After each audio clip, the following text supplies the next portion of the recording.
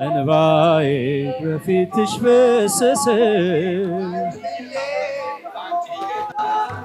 ሰላም ለኪ እጅ ጠናው ቆይቼ ኪዳነ ምሕረትን ተጽናናሁን ረሳው ሐዘኔን የአምላክ እናት እመቤታችን ሞገሱኝኝ ቀሪው ዘመኔን የአምላክ እናት እመቤታችን ሞገሱኝኝ ቀሪው ዘመኔን ልቤ ባንቺ ጸና ከፍ ከፍ ማለ በጠላቶቼ ላይ አፌ ተናገረ የማዳኒ ሥራ ባሪያሽ ደስ ብሎታል የኃያላኑን ቀስት ልጅሽ ሰብሮልናል እናቴ ስምሽን ስጠራ አለፈ ያ ሁሉ መከራ እንባዬ ፈሰሰ እምዬ ባንቺ የታመመ ሰላም ለኪ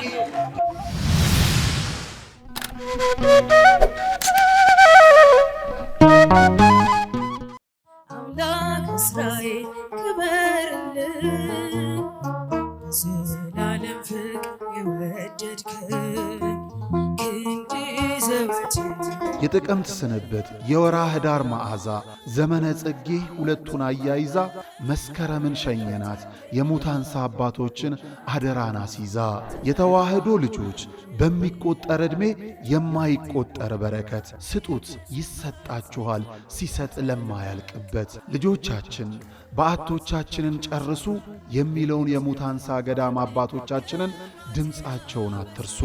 የመናንያኑ ተማጽኖ ዛሬም ይሰማል። እናም ዘንድሮ ገዳማውያኑ ክረምቱን በጎርፍ ሳይወሰዱ በወጨፎ ሳይመቱ እንዲያልፉ በዓታቸውን እንገንባ። ዘላለም ፍቅር የወደድከን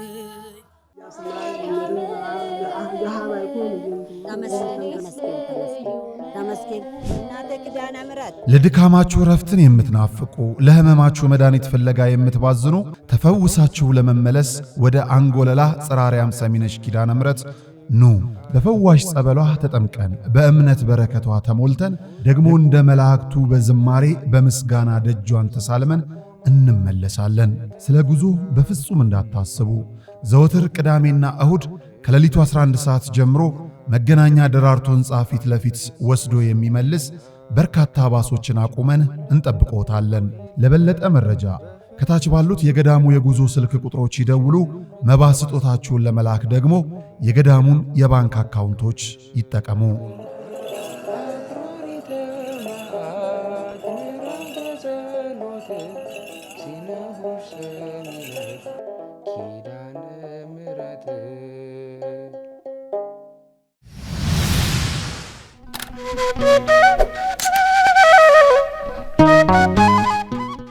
ደህና እግዚአብሔር ይመስገን። እንዴት ናችሁ እናንተ? ዛሬ እንግዲህ ተገናኘን። በጣም ደስ ብሎኛል ስላገኘኋችሁ። ባሴ ልጄም ደግሞ በጣም ደስ ብሎኛል ስላገኘው። እኔም ደግሞ የነጋሽ ሚዲያ ተጠያቂ በመሆኔ በጣም ደስ ብሎኛል። ነጋሽን ሚዲያ የምወደው ሁሌ የምከታተለው ዩቲዩብ ነው። በዚህ ላይ ደግሞ በጣም ዲሲፕሊን የሆነ ሰው ነው። በጣም የበሰለ ቁም ነገር ያለው በዚህ ሚዲያ ውስጥ ቃለመጠይቅ እንዳደርግ ስለተፈቀደልኝ በጣም ደስ ብሎኛል። አመሰግናለሁ። ስለ ኪዳነ ምሕረት እንደው እንደዚህ እንደ ዘበት የሚነገርላት አይደለችም። ምክንያቱም እሳትን ተሸክማ የወለደች ነች። ያንን እሳት ተሸክማ የወለደች እናት በአንደበትም የምትገለጽም አይደለችም። 3 ደቂቃም 4 እስከ ምጽአት እንኳን ብደርስ የሚፈለግላት አይደለችም። በቃ እናት ነች። መብርሃን እንደ ስሟ ቤዛዊት ነች፣ ብርሃን ነች። ሁለመናዋ የማይጠገብ እናት ስለሆነች የመብርሃንን በዚች አጭር ደቂቃ ውስጥ እንዲነች እንድንች ለማለት ስለማይቻል በአጠቃላይ መብርሃን ብርሃን ነች፣ ቤዛዊት ነች፣ አማላጃችን እናት ነች። እንደው እንደ ሰው ጥያቄ ከጠየቀኝ መጀመሪያ ማየት በብርሃኑ ቢፈቀድልኝ ማየት የምፈልገው መብርሃንን ነው። እንደ ስሙ እሷን ነው እንጂ ይሄ ራሱ እንኳን አሁን ስጠራት ሁሉ ብርሃን ነው በውስጥ የሚፈሰው የሚታየው። አይኔም ራሱ አይዋሽም ብዬ አስባለሁ። የመከራው ዘመን ባለፈ እንደዋዛ አንቺን ተጠግቼ በዓለምን ቤዛ የልጅሽ ቸርነት ያንቺ ደግነት ባሪያሽን ሰወረኝ ካስጨነቀኝ ስምሽን ስጠራ አለፈ ያ ሁሉ መከራ። መንፈሳዊ እርዳታ እንትን ውስጥ ነው ምንድነው ተሳታፊ ሆኜ በቃ ብዙ ጊዜ የምመርጠው ይህንን መዝሙር ነው። የእመቤታችንን የማነው ዘማሪውን ለጊዜው አላውቀውም፣ ረስቻቸዋለሁ። ትልቅ ሰው ነው፣ በጣም ትልቅ ሰው። ደጅ ጠናው የሚለውን ነው እና በጣም ከኔ ህይወት ጋር ይመሳሰላል። ምክንያቱም ሁሌ ደጅ መጥናት እንዳለብን ነው የሚሰማኝ። ሁሌ በኃጢአታችን ሁል ጊዜ ዕለት ተዕለት ኃጢአት ውስጥ ስለምንዘፈቅ ደጅ መጥናቱ ትንሽ ኃጢአታችንን ያቀልሏል። በእኔ ላይ እኔ ደግሞ ያለሁበት ደግሞ ከማናቸውም ሰው የተለየ ነው። ቀን በቀን እንደ ንስሐ ነው። ሁሌ ደጅ መጥናት አለብን እሷን። ምክንያቱም አማላጅ ነች፣ ከልጇ ጋር አስታራቂ ነች፣ አቀራራቢ ነች እና እሱ መዝሙር በጣም የምወደው መዝሙር ነው። ምክንያቱም ያለ እሷ ማን አለን? ህይወትስ ምን ትርጉም አለው? ሰው ልጅ እንኳን ሲሳሳት እናቱን አማላጅነት ይጠራል ከአባቱ ጋር። ስለዚህ እሷን ደግሞ አማላጅነት ስንጠራ የማይደረግልን ነገር ምን አለ? ስለዚህ ይህ መዝሙር ለእኔ ሁሌ የአእምሮ ገዢዬ ነው፣ የመንፈሴ ህይወት ነው። ስለዚህ በጣም ነው የምወደው። በጣም ደጅ ጠናው ነው። ድምፄ ባያምርም ዋናው ቃል አይደለም፣ ያው ስብከት ነው። መዝሙሩ ራሱን የቻለ ዜማ ኖረውና የሚጣፍጥ ለጆሮ ገቢ ሆነ እንጂ ያው ስብከት ነው። ስለዚህ እስከምችለውልና እናንተ እየነገራችሁኝ ደግሞ አብረን እንዘምራለን ብዬ አስባለሁ እና መሞክር ሳይሆን ትክክለኛውን ልዘምር። አመሰግናለሁ ስለተሰጠኝ እድል። ደጅ ጠናው ቆይቼ ኪዳነ ምሕረት ተጽናናውኝ ፍሳዋ ዘኔን የአምላክ እናት ሞገሶች ቀሪው ዘመኔን የአምላክ እናት በቤታችን ሞገሶች ቀሪው ዘመኔን ደጅ ጠናው ቆይቼ ኪዳነ ምሕረት ተጽናናሁ ፍስሐ ዘኔን የአምላክ እናት በቤታችን ሞገሶች ቀሪው ዘመኔን የአምላክ እናት በቤታችን ሞገሶች የመከራው ዘመን አለፈ እንደዋዛ አንቺን ተጠግቼ ዓለም ቤዛ የልጅሽ ቸርነት ያንቺም ደግነት ባሪያሽን ሰወረኝ ከአስጨናቂ ሞት እናቴ ስምሽን ስጠራ አለፈ ያ ሁሉ መከራ ባይ ፊትሽ ፈሰሰ እምዬ ባንቺ የታበሰ ሰላም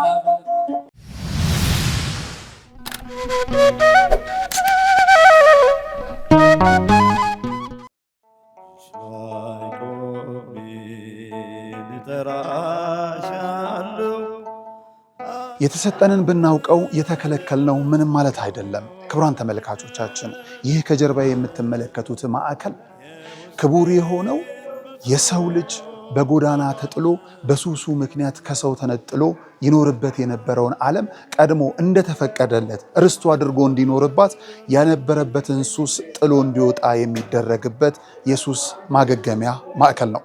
ልጆቻችን፣ ወላጆቻችን፣ ጓደኞቻችንም ጭምር በዚህ ሰዓት የት ናቸው ብለን ስናስብ በአእምሮ ህመም የሚሰቃዩ ባልባሌ ሱሶች ውስጥ ወድቀው ትላንት ከነበሩበት ከፍታ ዝቅ ብለው የሚታዩ ነገ ወደ ነበሩበት የሚመለሱ ስለመሆናቸው እርግጠኛ ይሁኑ። ምክንያቱም በዚህ ማዕከል ሁሉ ተችሏልና።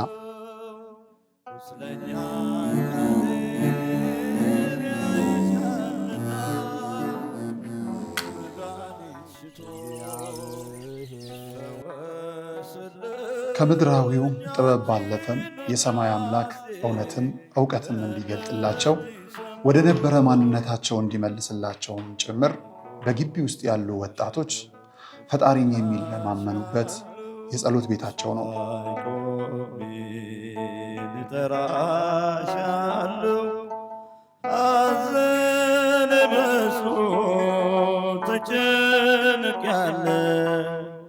የውስጤን ብሶት ለማልነግር ደጋፊ የለኝ ካንቺ በቀር።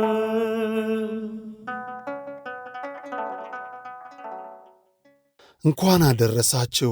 የጃንደረባው ጉዞ ወደ ቅድስት ሀገር ኢየሩሳሌም የዮድ አቢሲኒያ አስጎብኝና የጉዞ ወኪል ከነጋሽ ሚዲያ ጋር በመተባበር ልደትን በኢየሩሳሌም ምዝገባ ጀምረናል። ያሉን ቦታዎች ጥቂት በመሆናቸው ፈጥነው ይመዝገቡ። እንግዲህ አሁን ያለንበት ቦታ ቤተልሔም ቅድስት ቤተልሔም ነው። እመቤታችን ቅድስተ ቅዱሳን ድንግል ወላዲተ አምላክ በእንግዶች ማረፊያ ስፍራ አልተገኘላትም። ለዓለም ቤት የሰጠ መድኃኔዓለም ቤት አጣ። በእንስሳት መካከል አድግና ላም ትንፋሽ እየገበሩበት የኔና የናንተ አምላክ የኔና የናንተ ፈጣሪ በዚህ ስፍራ ላይ ተወለደ ማለት ነው። በኢትዮጵያዊ መስተንግዶ ዮድ አቢሲኒያ፣ ለበረራው ደግሞ የኢትዮጵያ አየር መንገድን ይዘን ቅድስት ሀገር ኢየሩሳሌምን አሳልመን እንመልሶታለን።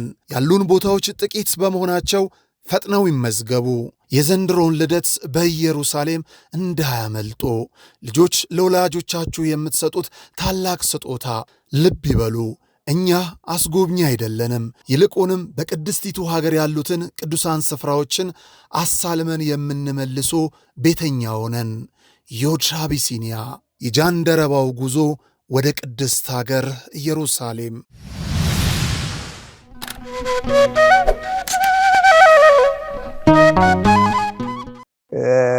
ከዛሬ 33 ዓመት እንግዲህ ከ33 አሁን ከ66 ላይ 33 ቀንሱ 33 ነው።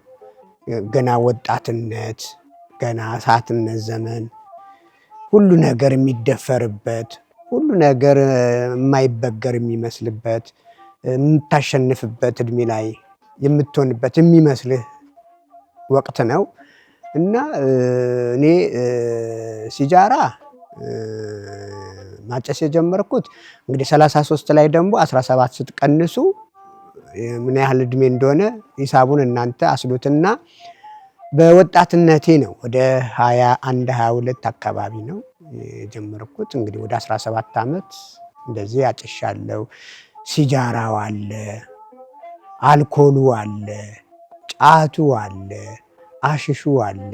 እንደገና ደግሞ ጫት ቅመን ብራንድ የሚባል የአሁኑ ወጣቶች ልታቁት አትችሉም ብዬ አስባለሁ። 98% ነው አልኮሊክ ባህሪው እና እንግዲህ ጫት ተቅሞ ያ አልኮል ከጅን ይበልጣል። ያ ተጠጥቶበት ምን እንደምትሆን እንግዲህ አስበው እና በጣም የተዝረከረከ የሚያስጠላ በጣም የበዛ አስቀያሚ የሆነ ነው። ስለዚህ እሱን ዘመን በቁጭት አላስበውም። በቃ ከአንዴ እግዚአብሔር ከኔ ነቅሎ ቆርጦ ጥሎታል። የማዳኒ ስራ ባሪያሽ ደስ ብሎታል። የኃያላኑን ቀስት ልጅሽ ሰብሮልናል። እናቴ ስም ስጠራው አለፈ ያ ሁሉ መከራ እንባዬ በጉድ ፈሰሰ እምዬ ባንቺ የታመስ ሰላም ለኪ። የሆነው ነገር ሆኗል። አሁን ላለሁበት ግን እየተጽናናው ወደዚህ ከከንቱ ዓለም ወደሚታየውና ወደ ብርሃኑ ዓለም ያመጣኝን ፈጣሪ እያመሰገንኩ ያ ዘመን በጣም በጣም የሚከፋኝ ዘመን ባስታወስኩት ቁጥር በቃ አሁን ካለሁበት እድሜ ጋር የማይደመር በቃ ያለፈ ሊነሳም የማይገባው የነውረኝነት የጀብደኝነት ያለማፈር የበዛበት እድሜ ዘመን ስለሆነ ብዙም እሱም ባስታወስኩ ቁጥር ያው ሰው አይደለም መናደዱ ይመጣል። ይሄን እንደዚህ ነው ያሳለፍኩት፣ እንደዚህ ነው የሆንኩት የነበረው፣ እንደዚህ ነበርኩኝ እያልኩኝ የምቆጭበት ጊዜ ስለነበረ አሁን ግን እግዚአብሔር ይመስገን ከዛ ጨለማ አውጥቶ አሁን ወዳለሁበት ብርሃን ውስጥ አስገብቶኛል። እንግዲህ ከነዛ ሁሉ ዝባዝንኬ፣ ነውረኝነት፣ ጀብደኝነት፣ አልባሌ የሆኑ ከንቱ ሐሳቦች፣ ክፉ መንገዶች፣ የጨለማ ጉዞዎችን ሁሉ ሰባብሮ በእናታችን በቅድስት ድንግል ማርያም አመላጅነት ይኸው ዛሬ 33ኛ ዓመቴን ወደ 34ም እየተጠጋው ነው። እግዚአብሔር ይመስገን እንግዲህ ለዚህ አድርሶኛል። ምክንያቱም ብዙ ጓደኞችን አጥቻለሁ በዚህ ህይወት የነበሩ ዛሬ በጸጸትና ምን አለ ቢኖሩና የአምላክን ታላቅነት ቢያዩ በዛው ባይቀጥሉበት። የሞታቸው መንስኤም ሁሉ የእነዚህ ነገሮች ናቸው።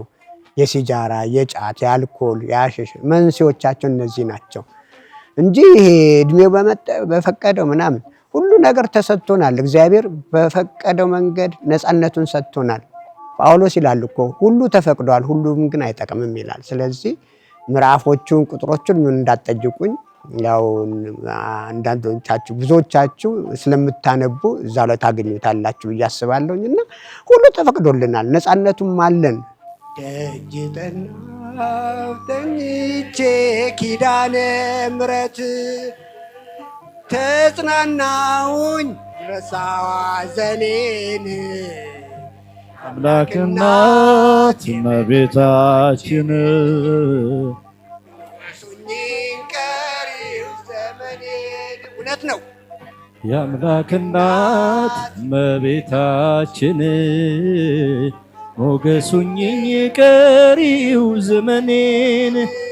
ከልባችን ከጸለይን ከልባችን ካለቀስን እግዚአብሔርን እናየዋለን። ስለዚህ እሱን አለመታደላቸው ያሳዝነኛል። ምክንያቱም በከንቱ ነገር ነው ያለፉት፣ በማይረባ ነገር ነው ያለፉት፣ በክፉ ሐሳብ ነው ያለፉት። ስለዚህ ለማይረባ አእምሮ ተላልፈው የተሰጡ ናቸው። እኔም አሁንም የምናገረው በእንደዚህ ውስጥ ያላችሁ ሰዎች ለማይበራ ለከንቱ ምኞትና ለማይረባ አእምሮ ተላልፋችሁ የተሰጣችሁ ናቸው። ስለዚህ በተቻላችሁ መጠን እንደው ቀስ እያልም ባይሆን ከራስ ጋር ድልን መቀዳጀት ከሁሉ ድሎች ሁሉ ከሁሉ ትግሎች ሁሉ እሱ ነው የሚበልጠው። ስለዚህ ልጆቼ ይሄ ምንም የሚጠቅም ነገር አይደለም። የሚጠቅም ቢሆን ኖሮ ፈጣሪ እኮ ለሁሉም ነገር ምክንያት አለው። ለሁሉም ነገር ያስቀመጠው እኛ የጥሩ ዕቃዎች ምሳሌ ነን። የእሱ የጥሩ ዕቃዎች ምሳሌ ነን። ስለዚህ ዕቃዎቹን እንዳንሳናበላሽ በዚህ ጭስ ማውጫ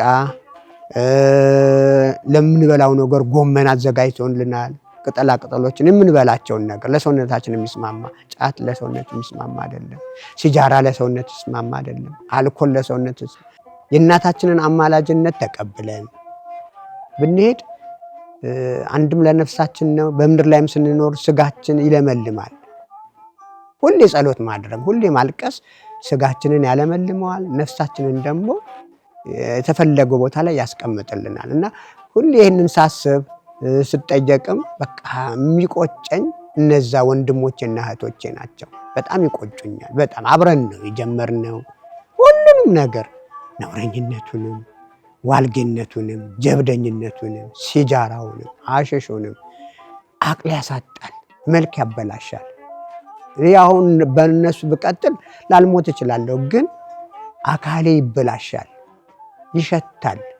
ሳልሞት በቁመና ያሸታል። በእውነት ነው የምላቸው እና እንደው በልጆቼ እንደው በአምላክ እናት ይዣቸዋለሁ። አይረባም፣ አይጠቅምም። ምክንያቱም ሲጃራ ስታጨስ ማውጫ ያስፈልገዋል። በገዛ አፍንጫህ አቃጥሎ ጥቁር ነው የሚወጣው። እኔ አንዴ ነጭ ማህረብ ላይ አጨስኩና እየተነፈስኩበት ዳርዳሩ እንደሚቃጠል ነገር መስሎ ማዕከሉ ግን ጥቁር ነው። እንግዲህ ሳምባችን ምን ያህል እግዚአብሔር ወርቅ አድርጎ የፈጠረልን ሳምባ ምን ያህል እንደምናቃጥል ጫስን ጥርሳችን ይፈረካከሳል፣ አቅም ያጣል። አሽሽ እጅግ ጨካኝነትን የሚያመጣ ነው። እንባዬ በፊትሽ ፈሰሰ፣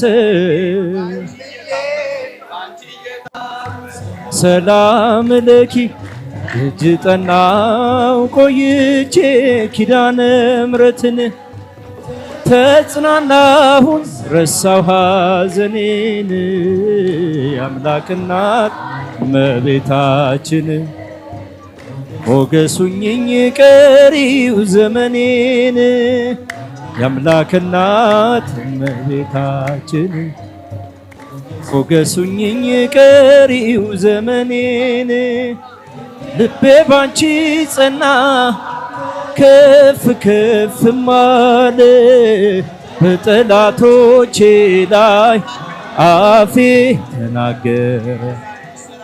የማዳንሽ ሥራ ባሪያሽ ደስ ብሎታል። የኃያላኑን ቀስት ልጅሽ ሰብሮልናል። እናቴ ስም ስትጠራ አለፈ ያ ሁሉ መከራ። እንባዬ በጉድ ፈሰሰ እምዬ ባንቺ የታመስ ሰላም ለኪ። ከመጽሐፍ ቅዱስ እንዲህ ነው የምትለው ጥቅስ የለም። ምክንያቱም ሁሉም ጥቅሶች በእጁ የእሱ ጥልቅ ሀሳቦች ስለሆኑ አስተማሪዎችም ስለሆኑ እኔ እንደ ሰው ከጠየከኝ በጉብዝና ወራት ፈጣሪን አስብ የሚለውን ነገር ሁሌ ያስባለሁ። ሌላው ደግሞ እንደ መጀመሪያም ሲሆን የጥበብ መጀመሪያ እግዚአብሔርን መፍራት ነው የሚለው። ሁሌ በፍርሃት ውስጥ ካለን እግዚአብሔርን በመፍራት ውስጥ ካለን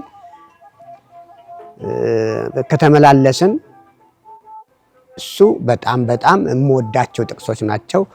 ያው እንደ ሶስተኛ ደግሞ ብጨምረው ምን አይነት እንዴት እንደሆነ ለማይረባ ቅድም ብዬ ሆነ አላውቅም፣ ለማይረባ ምኞትና አይምሮ አሳልፎ ሰጣቸው የሚለው አለ። ይህም ከስነ ምግባር ጋር የመጣ ከነውረኝነት ጋር የመጣ እነዚህን ገዢ ናቸው፣ ያስጠነቅቃሉ። እነዚህን ሶስቱን በጣም ነው የምወዳቸው። ይሄ ነው እንግዲህ። በተረፈ የዳዊትን መዝሙር ነው ብዙ ጊዜ እንደ ጸሎትም የምጠቀምበት። እኔም አመሰግናለሁ። የማዳንሽ ሥራ ባሪያሽ ደስ ብሎታል። የኃያላኑን ቀስት ልጅሽ ሰብሮልናል። እናቴ ስም ስትጠራ አለፈ ያ ሁሉ መከራ። እንባዬ በጉድ ፈሰሰ እምዬ ባንቺ የታመስ ሰላም ለኪ።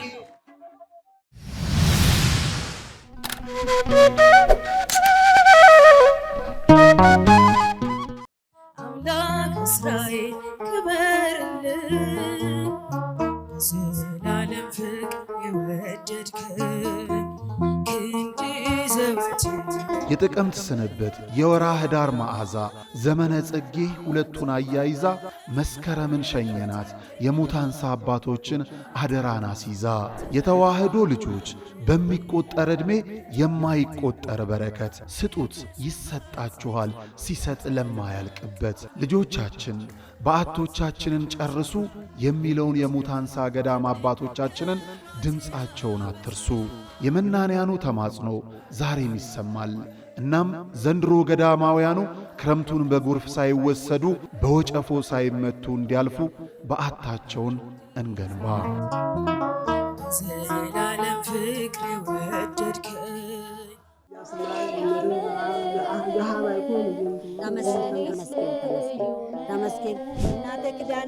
ለድካማችሁ ረፍትን የምትናፍቁ ለሕመማችሁ መድኃኒት ፍለጋ የምትባዝኑ ተፈውሳችሁ ለመመለስ ወደ አንጎለላ ጽራርያም ሰሚነሽ ኪዳነ ምሕረት ኑ። በፈዋሽ ጸበሏ ተጠምቀን በእምነት በረከቷ ተሞልተን ደግሞ እንደ መላእክቱ በዝማሬ በምስጋና ደጇን ተሳልመን እንመለሳለን።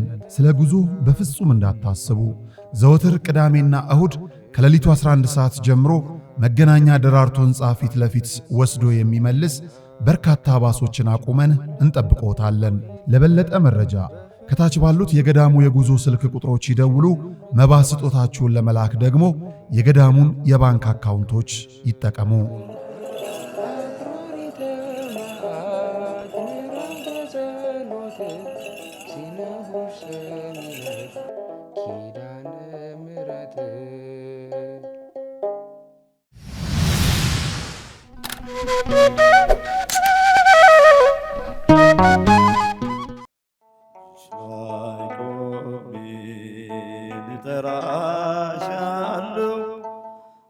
የተሰጠንን ብናውቀው የተከለከልነው ምንም ማለት አይደለም። ክቡራን ተመልካቾቻችን፣ ይህ ከጀርባ የምትመለከቱት ማዕከል ክቡር የሆነው የሰው ልጅ በጎዳና ተጥሎ በሱሱ ምክንያት ከሰው ተነጥሎ ይኖርበት የነበረውን ዓለም ቀድሞ እንደተፈቀደለት ርስቱ አድርጎ እንዲኖርባት ያነበረበትን ሱስ ጥሎ እንዲወጣ የሚደረግበት የሱስ ማገገሚያ ማዕከል ነው።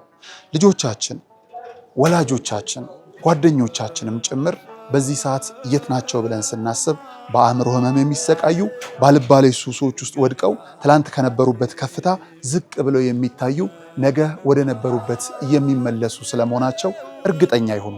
ምክንያቱም በዚህ ማዕከል ሁሉ ተችሏልና።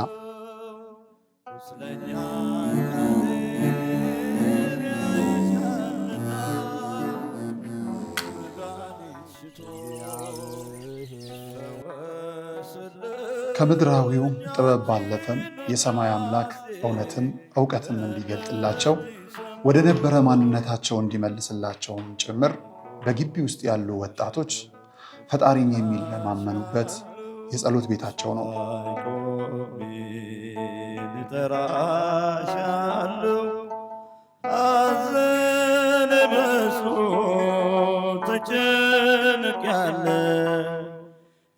የውስጤን ብሶት ለማልነግር ደጋፊ የለኝ ካንቺ በቀር